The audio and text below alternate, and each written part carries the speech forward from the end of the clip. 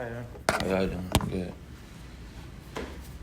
Jaden, I know you're new to this. So this is Colby. He's with the Owl's Nest. Kevin, which is with 24/7, and Zach, he's with Lemon City Live. Ooh, that's Okay. so if you could just open up a little bit about your college experience thus far, maybe the level of difference of play for you, and some of the things that you've done to help break into that starting lineup. I'll start off with the starting lineup situation. I feel like just taking coaching and asking a lot of vet players like things just to learn more about the game of football on the college level, because obviously it's a lot faster. You get a lot of different schemes. Just really tapping into my playbook and asking questions, taking notes. Really just helped me out a lot, like breaking into the starting lineup, and then of course producing, because you got to produce to be on the starting lineup. And then I would say beginning of fall camp, it was a little rough, because I mean it was a new experience, you know. My body's been pushed to that point, but I feel like it definitely made me stronger, because I mean that's probably one of the hardest things I ever did from a football standpoint. So I mean I just pushed through and then prevailed, I guess you could say.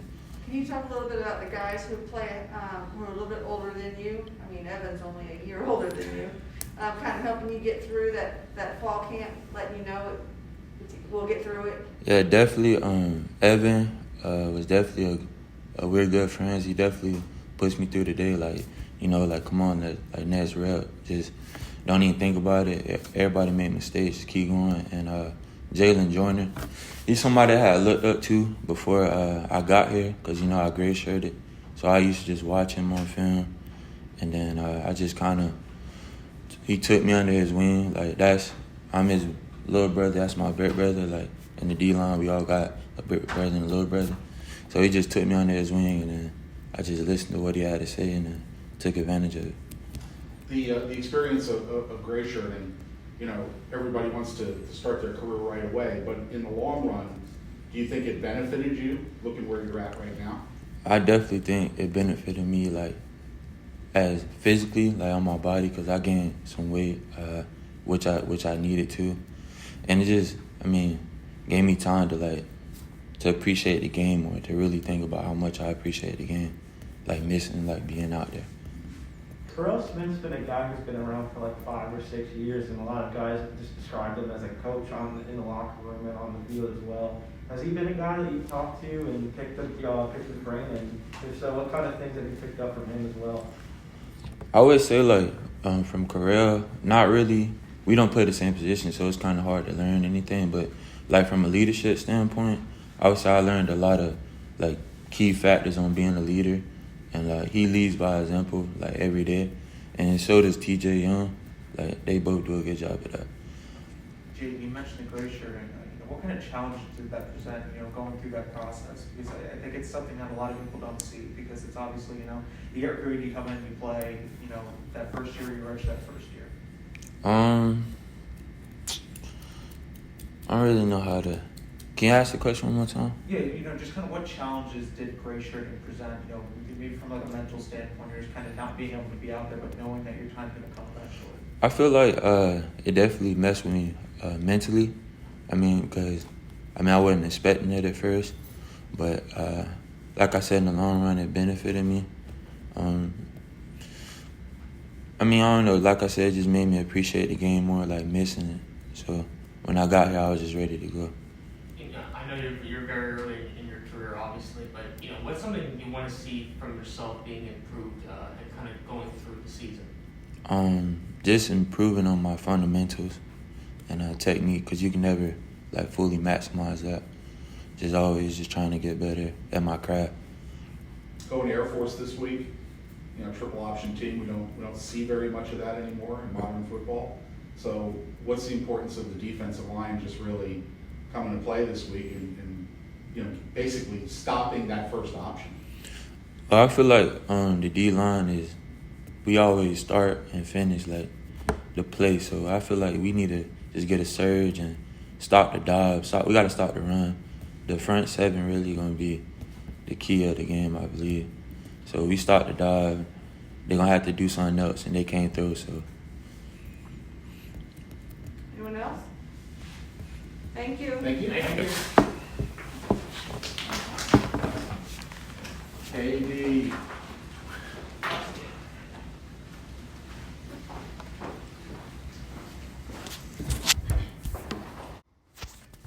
How you doing? How you doing? Well, Good, man. Kelvin, a little bit more than a year ago, you stopped me in the weight room and said, introduced yourself and said, I'm gonna be somebody for you to watch in the future. Can you tell So us shy. about that feeling on Saturday night and breaking out in that game? All week I had been talking to Coach Tag, and he was like, "Just have a good week this week for me. I'm telling you, you're gonna get an opportunity." And earlier in the game, I kind of got in and I missed a read, and I was down on it. He came to me, he was like, "Keep your head up," and I was like, "Okay." So later on, he said, "The fourth quarter yours." I was like, "Man, let's make it happen. I got to make the best of my opportunity." And finally got down there and scored for my first time in my career, and it felt good. But like just seeing my parents smile and be happy, it warmed my heart. Kelvin, I think every college athlete dreams of scoring that first touchdown. Was it everything you dreamed about? I dreamed about it, right? But in high school, I scored a lot of long touchdowns. So I'm like, man, I was hoping my first touchdown to be a 50-yarder or something. So maybe my next one can be like that, and I can really get hyped with my teammates and my crowd. I was kind of tired. It was a long drive, but I was definitely happy. And when I got to the sideline, my teammates cheered me on. Now, how would you, looking at the running back room, obviously you have Johnny there and Larry and Malcolm, but kind of what are your thoughts on the running back room? How did they help you kind of have this big game that you had on Saturday? So what people don't know is that me and Larry, we like super tight. So like seeing him go out there and make a play is like, okay, I got to match his energy. And then Johnny, he's a new guy. So when I see him make a play, I'm like, okay, he just got here. Like, let's match his energy too. You feel me? So it's a competition thing, but at the same time, we all brothers. So we got love for each other. Like Malcolm, he makes it happen. Like he gets out there, he turns the switch on, and he just makes it go. So when I see them guys get out there, it excites me. So when I get in, it's like, okay, you gotta keep it going. You guys as a room kind of wore Fordham down and opened up the passing game, and then you guys were providing blocks for them as well. Can you talk a little bit about what the running back room can help and do for the receivers? Okay, so what Coach Perk always tells us is like the running game opens up the passing game. So we got plays that we do running-wise that has passing plays that look just like it. So we'll run that running play and kill them the whole game and come back with the passing play and then open it up for the receivers. And then we go over protections a lot. So we pick up all our blocks, make sure our quarterback is well protected at all times. And the O-line, they also do a great job. We got a nice O-line this year for sure. When it comes to the running back room, obviously people just talk about, okay, they just run the football, but obviously there's much more to that. How important to you is it not only be a very effective runner, but also a very effective blocker for your quarterback? And I would say adding passing in that too. You've done that. So I see in the league they need running backs that can protect the $1 million guys. So it's like, okay, key in on blocking for this guy right here, who eventually will become $1 million guy if we make him look good enough. The receivers catch the balls. So first, I got to protect the quarterback, and then when he gives me the ball, I got to make the best of my opportunity. So it's like quarterback is first. Make sure the quarterback is protected in all passes or whatever you got to do. You got to do it to make sure he's not hit in the backfield, hurt or injured, because that can affect the team. Like people don't know a quarterback can change a team. Honestly, that's what I believe, anyways. So my blocking, it just kind of transfers to my running. Like I make a big block and knock somebody down, then I get the ball the next play. It's like, okay, I'm ready to go. You know what I'm saying? It all translates. Kelvin, it seems like you've been waiting for this opportunity, and it seems like, at least for us, we've been talking about this opportunity since last season when you got that limited action. Right. How do you just stay ready, throughout last season and kind of going into this season, knowing that eventually your time will come? It's just a matter of, when. Well, coming into college and high school, I dealt with a lot of adversity sitting behind running backs that were really good. So I'm like, okay, these guys are good. There's no reason to be mad at that they're producing, you feel what I'm saying? So just when your number is called, are you going to be able to produce as much as them? That's the question I ask myself every day. Like, if you're not ready when you come, then your opportunity is going to be gone just that quick. So I just got to make the best of my chance every time I get it. You mentioned Coach Burke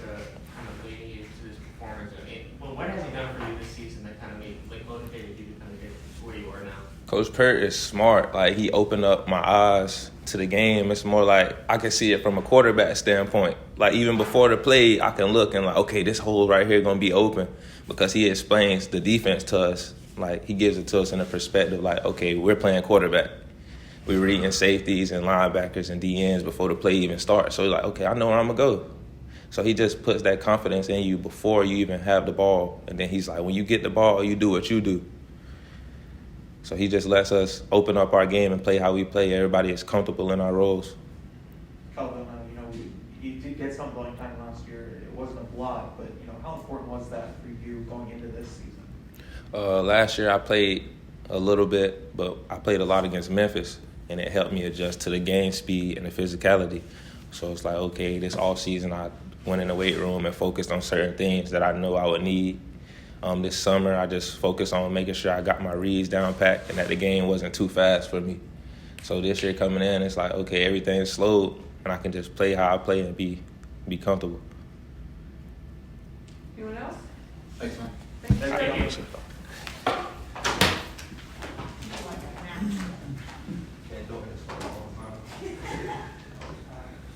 All right.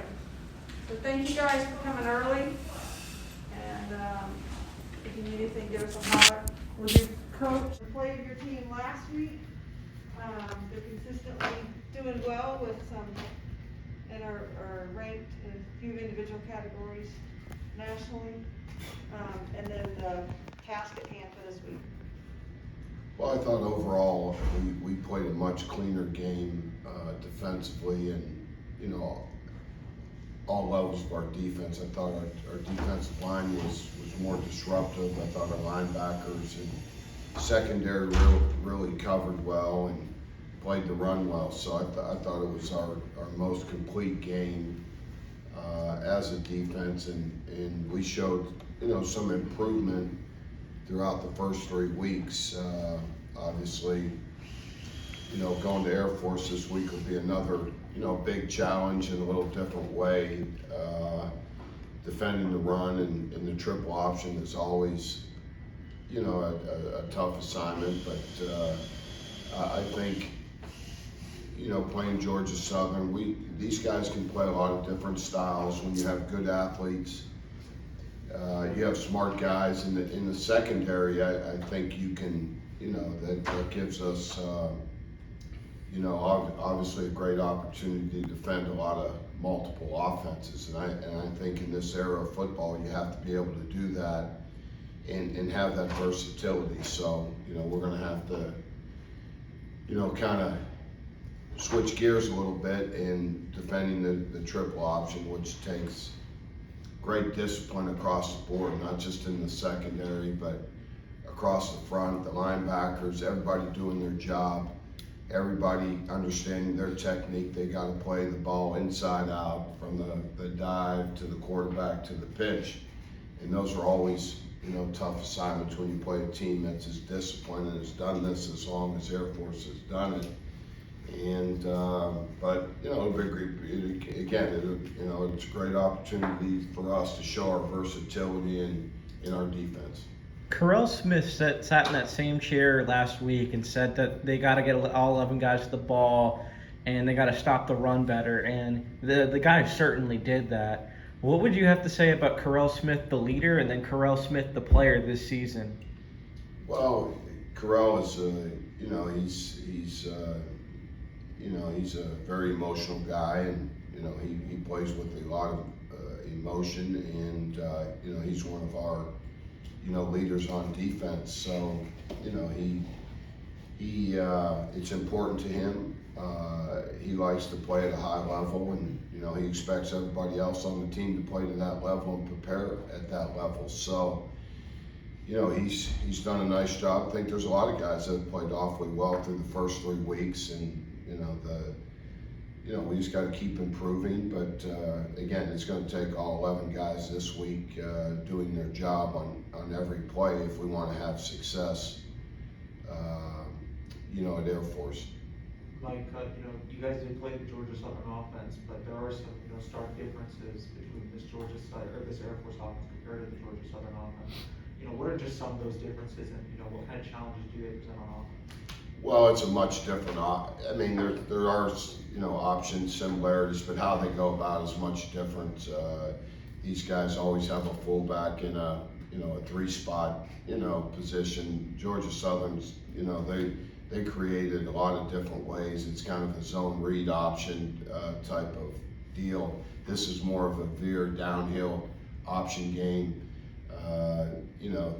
with the fullback being a big part of what they do on every down. So you have to be really conscious of the fullback and then play the ball inside out, and then they're good enough to get the ball on the perimeter, and they've thrown the ball more this year than they have in some years prior. So we're gonna get when you play these guys, all 11 guys, like I said, there's no hiding. We're gonna have to tackle extremely well. Our perimeter guys, our corners are going to have to be violent in tackling and holding containment of the ball and keeping the ball leveraged, outside in so we can get to it. So it's going to be a challenge in every level of our defense again. So, we're just going to have to play well and use our athleticism to help us.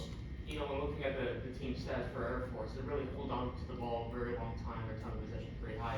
How important, especially as it against Air Force, to give the offense more opportunities to score so they can come over the dub?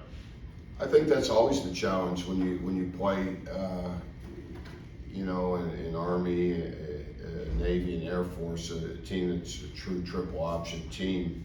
Is you got to get stops on 3rd and short, 4th and short, and give the ball back to your offense. So. And that's the hard part, is getting them behind the chains early in the downs to try to get yourself in a more manageable situation. That's easier said than done, but that's going to be critical. You're going to have to make some plays. You're going to have to make some stops, or they'll try to hold the ball as long as they can to keep their defense, or keep our offense, I guess, off the field. So you're going to have to make some 3rd down, and 4th down stops. Playing against the Service Academy, a lot of these guys are getting a lot of training that a lot of teams don't get, and they're probably very physical team in the trenches as well. How do you train your guys to kind of get through that physical game? Well, it's a physical game, and then it's a challenging game, and there's a lot of cut blocking that goes on at the line of scrimmage, and guys chopping at their legs and at their ankles and cutting them. So. Again, you just got to work it during the week. They got to know what's coming and, know how to protect themselves and use their hands and bend and keep people off them. And that's part of being a great defensive lineman. You got to be able to do all those things. Like, their quarterback is obviously someone who's shown the ability to throw the football and, also lead this triple option offense. What have you seen out of him on tape? What challenges does he present specifically? Well, they've had some big plays. They're always going to create big plays because they run the ball so well. Your eye discipline in the secondary has to be very good. And he's thrown the ball more accurately is what I've seen from, the past year to where he's at now. So I'm sure he's much more comfortable in their system, and they do a good job of designing, a lot of these play passes. They get guys open, and he's done a good, really good job of finding them and putting them in some tight windows. All right, anyone else? I think they didn't play a huge role in last week's game, but there were some plays you had open early. From a coaching standpoint, going forward, knowing that you're probably going to be in tighter games, is it good to know that those plays are there, but you're going to have to hit them? Yeah, I mean, we had 5 to 7 opportunities for big plays in that game, and we didn't make them in last week's game, and those are going to be crucial going forward. I thought the execution of those plays were good, but we didn't make the throw or the catch for whatever reason, and that's where we just got to keep working on the fine details of those plays. And then when you have those opportunities in big games and good teams, when you play better teams, you're going to have to make those plays. Michael, you guys have used a lot of the play action pass to kind of open up lanes. What kind of element does that play action pass add to your offense? Well, it all starts with how well we run the ball, and that's where we focus our attention is making sure that we can run the ball effectively, because if we can, like you said, those play action passes are going to be open, and that's what we focus on. So we We want to run the ball first, and then we want to have good play action, run action off of those runs to give you big opportunities down the field. We feel, good about our skill kids, skill athletes, and we know that we are going to have an advantage in some games again with those guys running and how well they run. And we just have to make sure that we can run the ball effectively so we can set all that up. What we've seen the past couple games is that this offense does start slow, where they kind of, have these self-inflicting wounds shooting themselves in the foot. How important for you is it to really start fast against Air Force? Because it seems like they're not holding on to the ball for a very long time. Well, it is because you're not going to have as many opportunities. So you have to maximize your opportunities on each possession because they do control the ball. And if we get the ball, we thought we were going to have the same situation against Georgia Southern, and I think we had 32 minutes time possession in that game.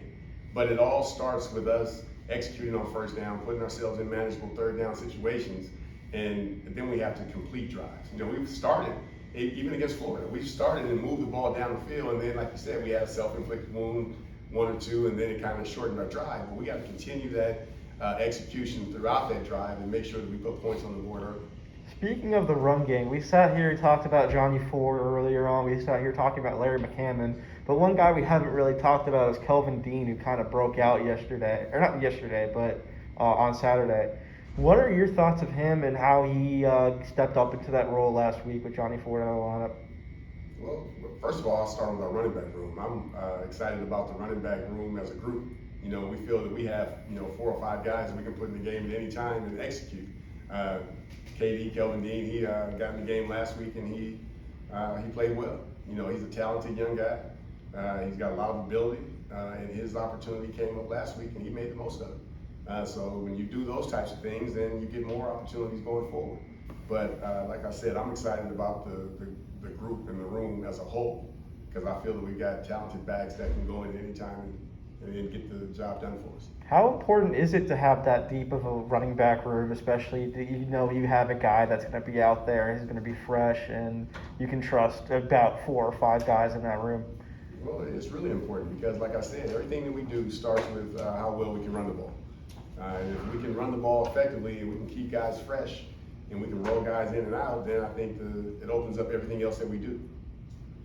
Michael, going back to the play action pass, when you guys are running the ball effectively, you guys moving down the field with that running game, how exactly does that open up those deep passes to guys like Burton and Western, those really good athletes through the play action? Well, when you're running the ball effectively, they have to get another guy down in the box to try to stop them, so they can't play too high defenses. So they have to get another safety down and do something different from a secondary standpoint that gives us one-on-one opportunities down the field, and that's how it works. If they can stop us with a 7-man box and they can play cover 2 or cover 4 and keep those safeties high, then it limits those downfield opportunities. But if we're running the ball effectively and they got to get one more guy down in the box, now it opens everything else up. For you, when it comes to this week of practice, kind of going back to those self-inflicting wounds, what exactly are you telling your team to maybe kind of clean those things up heading into Saturday? Well, it's just about the details. It's just about making sure that we assignment, alignment, and technique. Just doing all those things on each and every play. And the self-inflicted wounds, a guy jump off sides, a guy may miss a line, he may step the wrong way, and those are the little things that you can't do. And we just focus on the fundamental details of the assignment, alignment, and execution and details of your assignments, and then we'll be fine. So we're doing a decent job. We just are at the point where we're getting ready to just blow up and take off. And when we do all those things and you get everything going in the same direction in one game, then you'll see that. Anyone else?